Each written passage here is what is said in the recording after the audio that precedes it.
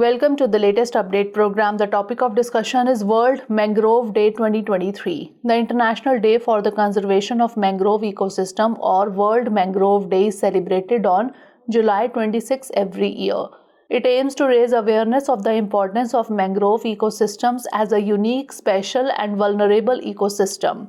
The day aims to promote the sustainable development, conservation and uses of the mangrove ecosystem. The day was adopted by the UN General Assembly in 2015. Now, information about mangrove ecosystem. Mangroves are among the world's most dynamic ecosystems. According to the Food and Agriculture Organization of the United Nations, mangroves are commonly found along sheltered coastlines in the tropics and subtropics. They provide provision a variety of wood and non-wood forest products and protect coastlines from wind, waves and water currents. The mangroves are important for conserving the crucial world life, including several endangered mammals, reptiles, amphibians, and birds.